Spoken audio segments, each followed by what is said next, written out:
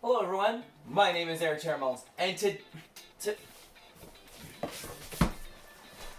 today we're going to be unboxing and doing a review on a figure that's fresh from the Postal Service. It just came in moments ago. Let's get her open. The Ami Ami card. The box is large, but I feel like this shipping box might be a little too big. It is pretty tall, mind you, so I guess this makes sense. Ooh, I haven't even looked at the front, so I sure hope she's good.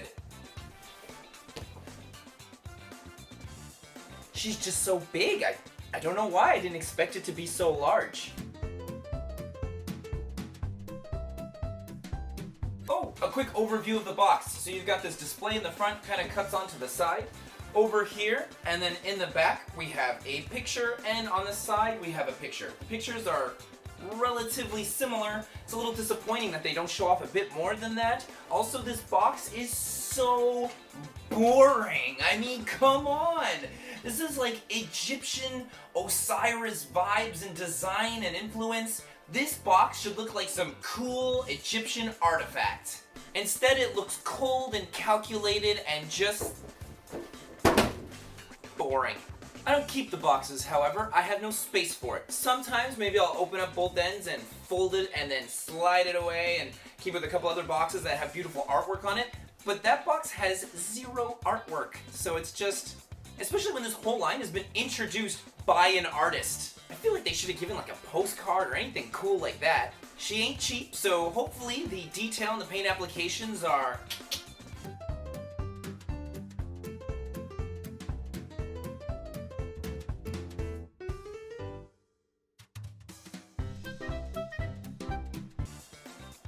This thing is huge. This is really cool. The forecast is saying it's going to be cloudy with a chance of snow. It may go down to 40 degrees and I don't get any kind of instructions, so I guess I just have to wing it.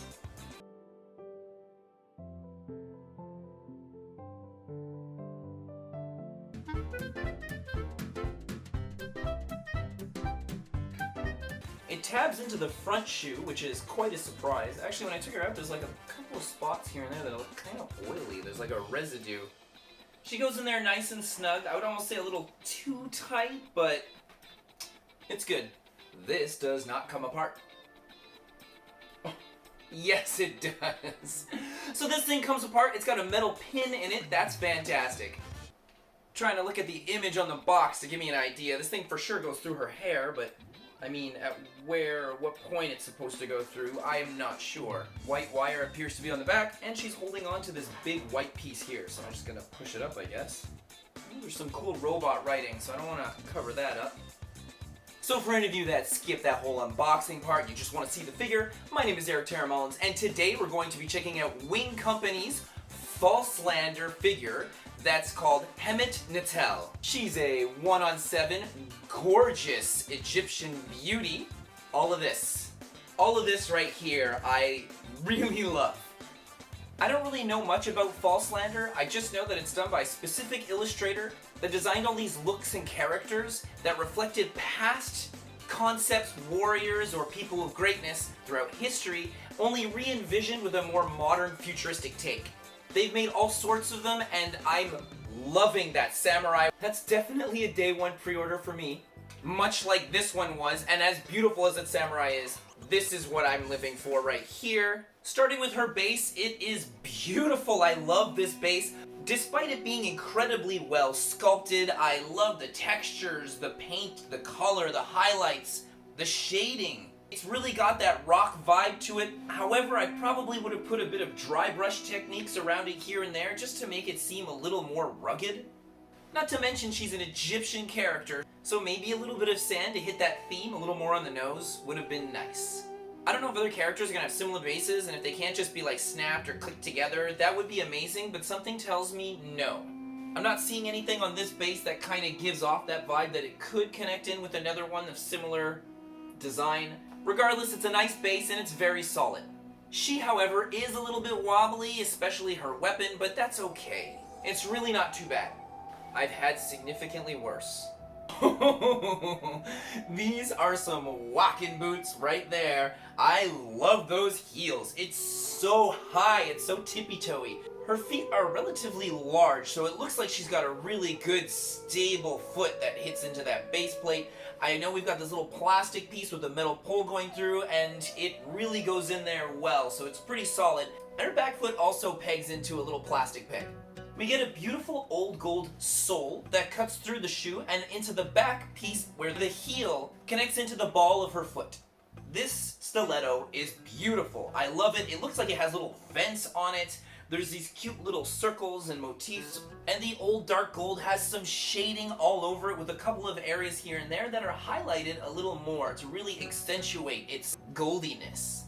We get to see more of this old gold as bolts that connect to the front of her boots, and they're holding this smoky, transparent plastic that goes over the front. It is so gorgeous. In the initial designs, I thought we were going to see her skin through this. However, it seems like that's not the case. It's really just the white from her actual boot that we see underneath. This is okay, I don't mind this. Her left leg actually has this beautiful little motif and design, which is a nice little cyberpunk touch. We get some gorgeous creases in the bottom part of her boot where you see it folding up from her high heel strut. And the white part of this boot is expertly sculpted. All the beveled edges and line work here is gorgeous. And we have so much shading all around it. I love the plating along the back, which is just so cool and cyberpunky. It's beautiful. Then we get into her thighs, where this is where you see how gorgeous her skin tone is. This is so beautiful. It's also done using colder colors, so it almost makes her feel more robotic and less approachable. The fact that it's not as warm as a lot of other darker skin tones you'll see in anime figures really makes it less inviting, and this is so fantastic. It really helps with her melancholic look that she's going for. My one gripe would be once you get up into her hips, going into her clothing, everything is really well done here, with the exception of the actual sculpt to the hip. It's very bony, and when it goes in, it seems almost surreal and unnatural. It really gives off fake plasticky vibes, and I'm not such a big fan of this. She's such a curvy figure, this should have been a lot softer and smoother as we transitioned into her clothing. But I'll let you decide on that because this could just be personal preference at this point. All these incredibly gorgeous little wirings and connected pieces are so nice on the side of her body. The wiring I'm getting on her left side is a little more grayed out and matte in comparison to that on her right side, which seems a lot more gloss and darker. I don't know if this is a mistake when they were making her, but it doesn't really bother me that much. I like the idea that everything's not so symmetrical. Where we then get up into an old gold underneath her chest, and it has this beautiful section off piece which almost feels like wings or something like that you would expect to see from a classic Egyptian designer look. They're all expertly sculpted, and I really love all the little clips and stuff that we see in there too, and even her body pieces on the side kind of feel like it's some sort of shell she's wearing on her body, perhaps some armor in order to protect her from certain things, or maybe that part of her body's not human at all, and it's just robotic.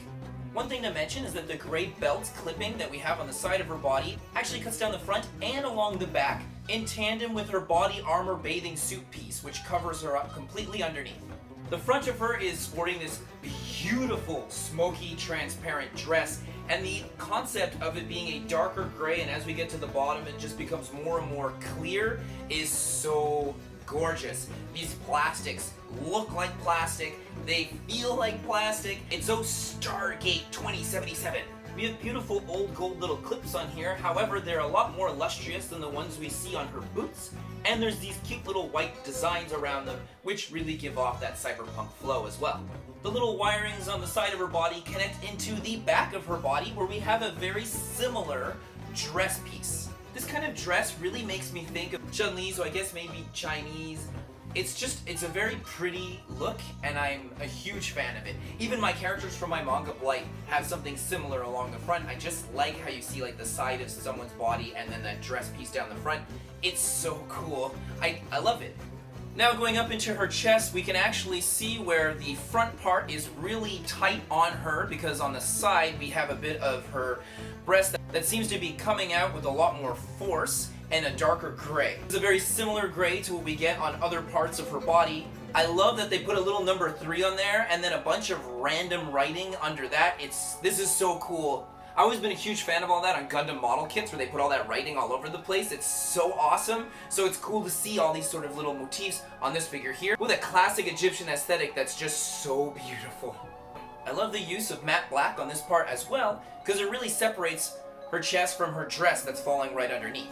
All of this is clamped together with this gorgeous neck piece that is just so lovely. I am a huge fan of this. I grew up on Stargate, so this is really my thing. It's very well painted, and I hardly see any paint blemishes in any of this. I'm so incredibly impressed. Moving along to her back, she has this semicircle that is gold and beautiful and very nicely stylized, where then as we go up, she has this cute little clip. It looks like a wire of some sort that's coming out. You don't really know why. You can only imagine that it's either for style or it's maybe something that can plug into some sort of computers, but at the bottom it's really flattened out like a belt. I still really love it. You can't see her back that well because of how much hair she's got going on here, but that's totally fine. Now getting into her shoulders, it's using the same material and plastic that we see on her front chest, and it's lovely. It has little armor sculptures going into it here and there, which really makes it feel like it's a softer type of material that's covering something else that's a lot more solid underneath. We get little mustard yellow highlights here and there across this figure, and they really help break some of the monotonous colors that we would have gotten otherwise. Then she has this metallic bicep band, and it is so awesome. It has so much going on here. Beautiful little textures, bolts, triangles all over the place, with these gorgeous little tassels that are hanging down that are metallic, and they have a painted gradient to them. What the heck, they put so much work on these. Her slender arms are beautiful, and I love how there's these lines and pieces underneath as well, where it just, again, feels like that fabric is stretched over some sort of armor or attachment pieces for her arm in the first place.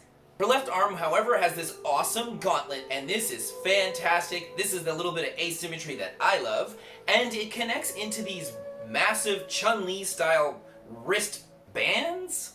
I don't know what these are called, but they look really cool.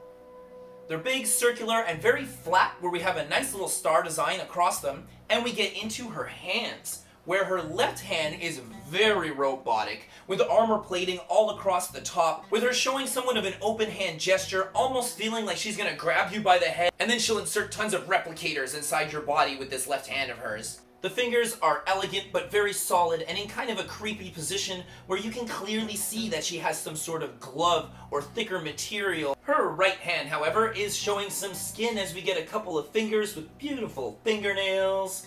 As she elegantly holds on to this staff of hers, I would say that her middle finger does look kind of a little off, but I think that this is so that she has a better grip on the staff, but it's really not that noticeable. This staff is gorgeous. I keep saying that about everything on this figure, but I've been really excited and waiting a while for her. She got pushed back so much. This staff is absolutely beautiful. It says Anubis at the back. This is so cool. And then we have this beautiful highlight and shading with the white at the end. As it goes through her hair, it's a metallic finish. And when she holds on to the other white part, we have the writing, which is also cyberpunk and robot-y. Then it goes into all these cranks and circular joints. The staff weapon is amazing. We have old gold all across this thing with darker highlights and shading. And then afterwards we get a much brighter, more metallic, shinier gold to really feel like you've got a mix between different types of brasses and different metals. The sectioning off is so expertly done here. Also getting a white wire that has shading on it as well. What the heck? And then some dark wire that has some highlights on it? Like, get out of here, Wing. Like, you're just putting too much into this. Now for the pièce de résistance. At least for me, anyway. This face, this helmet, this hair. Whew. Let's get started with the helmet. I love the lack of actual eyes anywhere. Multiple lines across the front of the helmet to insinuate some sort of field of vision or perhaps scanners is just fantastic. Though I'm guessing the scanners would actually be in the ears, which are pierced. Pierced robot Anubis helmet ears. This is awesome. Everything connects into this face so well where the plating just looks like an awesome metallic helmet. It gives you this cute little kitsune fox girl look with the nose and the way it points out and how petite everything is. regardless of the fact that it's clearly Egyptian themed as well. I love the mix and different concepts and styles here. This is just so nice. Her face is petite and soft, and she has quite a pointy chin, which works really well for all the little pointy things that are all over this figure in general. She has a small mouth, it's cute, and it almost gives me a somewhat in pain vibe as she seems to be clenching her teeth. Anubis is the god of death, and with the name like Hemet, I can only think that maybe she's some sort of female companion of his. Definitely a follower. I love how we can sort of see a bit of the scar on her right eye coming across her face as well. This gives so much personality and wonder without actually showing anything. Her hair is pink, and I love pink, and this is cute. So the hair is soft and matte, and the decoupage of a lot of the parts is okay. On the front, it looks alright. I'd say there's certain sculpt choices that I'm not particularly fond of, like on the left side, next to her ear. As we look at the very top of her head, you can clearly see where the plating removes to be replaced with their extra faceplate that she comes with. And then on the right side of her hair near the back bottom, as it comes down, you can see where they inserted an extra hair strand that really, why would you even insert that there if you knew it was going to look so bad? It doesn't blend in with her hair whatsoever. It just kind of looks like they were like, oh, you know what, I'm going to put that there, why not? And then they did, and it just really doesn't look that good. We have another larger strand that connects, but it connects from the underneath, and so because of this, it's not as noticeable, it's really not as bad. And this is kind of a shame because the whole flow of her hair is very well thought out, and it is pretty well sculpted for the most part. It's just there's a couple of eyesores, and I had to mention them because they kind of bugged me. Is this the sort of thing that I will notice on the figure looking at her from a front view? Not really. I guess maybe the hair strand next to her left ear, which I'm not fond of, but other than that, now I'm going to attempt to swap her headpiece for the first time. Be very careful when removing it because you don't want to grab it from the earrings. You don't want to snap them. And now we get to see her adorable face. This face is so cute. Again, it's so soft and so petite with big eyes of wonder that have such small pupils, you would almost think that she might be blind. At this point, that little scar under her right eye no longer feels like a scar, but it looks a lot more like painting or any of the other motifs that we see across her body. Her eyebrows are very small and extremely pale, not particularly noticeable. I must say that the way her hair falls here, I do find it a lot nicer. The left strand next to her ear, it just looks like it was sculpted a little bit better. Her eyeballs do seem like they may be pushed in a little too much on this figure's sculpt. Then they put a lot of dark shading around the bottom of her eyes, which make it seem like she's kind of either lacking sleep or a classic anime dead inside character. The whole headpiece with the ears is so cute, and it looks so nice. I really love it. I almost feel like in Stargate that she would click a button, or she would just think it, I guess, and then the piece would sort of kind of like fall down over her. That'd be so cool. I would definitely watch a Falslander anime series. As of the timestamp of this video, she was released in 2024, January 22nd. I haven't seen anything in the works for a re-release as of yet. Her price point is 24,000 yen. Do I think she's worth that price point? Absolutely. I think she's so well done. But this is for me, and because I grew up loving Stargate, this is like so Stargate 2077. I'm definitely not going to be keeping her cute little round face here. I'm going to be hiding it with this helmet. As much as I adore round faces, the helmet was a huge draw-in point for me. The more I look at her, the more I realize I'm here saying that, oh, she's so big, but she's actually pretty good. She's the right size she should be. I especially love how everything is so well contained, and her base plate is awesome. It's not just like a boring, regular nothing. They actually tried something. So even though I don't think it's perfect for her, I do think it is a very nice base plate. This thing right here can be kind of annoying, like it just keeps like sliding out and falling. I would have preferred something that's a little more solid when it clips in. So hopefully this video helped you kind of come to a better consensus whether she's worth having in your collection or not. I mean, she really fits the bill for me because I grew up on Stargate. Did you grow up on Stargate? Are you a huge fan of Egyptian lore and most of all their style, clothing, design, artwork, all of this? Or do you think she just looks absolutely adorable? Please let me know in the comment section down below. I love good conversations. And if you like my video just a little bit, it doesn't cost much to hit that like, smack that subscribe, and start slashing that notification bell. Took me a sec.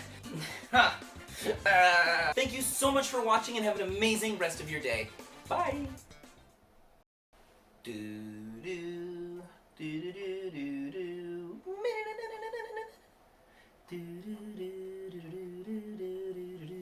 Oh, come on.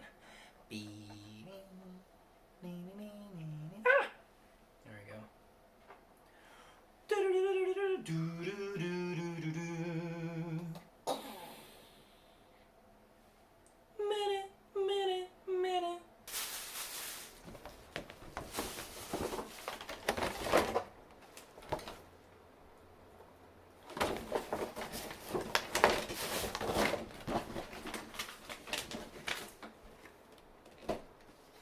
I'd like to apologize to Wing for having actually given me instructions. I just didn't look well enough because apparently I'm as blind as someone that would worship a false god. And such detailed, good instructions. Eric, what the fuck?